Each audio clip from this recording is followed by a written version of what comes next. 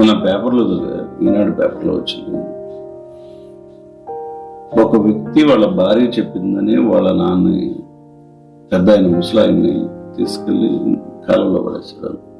వాళ్ళ భార్య అంటే సరే ఏదో చేయలేకో చూడలేకో చెప్పుకుంటుంది.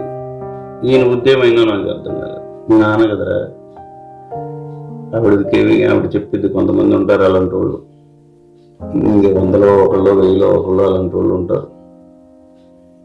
ఏవో చాడీలు చెప్తారు మొత్తం మీద చూడలేక. ఇప్పుడు భార్యని కాకపోతే ఇంకో భార్యని తెచ్చుకోవచ్చు, మంచోళ్ళు కాకపోతే. నాన్న అలా తెచ్చుకోలేను కదా, అంత చిన్నలా దిక్కలా మిస్ అయ్యావు.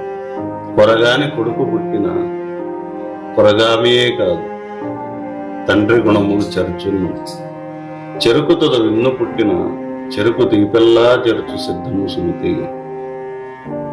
అప్రయోజకుడైన కొడుకు పుడితే వంశం పూర్వ ప్రతిష్టలు నిలపకపోగా ఉన్న పూర్వ తెస్తాడు.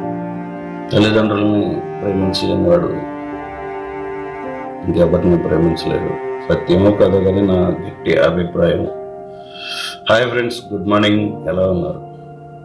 మీకు మీ ఇంట్లో ఎవరంటే ఇష్టం? మీ అమ్మ అంటే ఇష్టమా, నాన్నంటే ఇష్టమా, లేకపోతే ఇతరునా?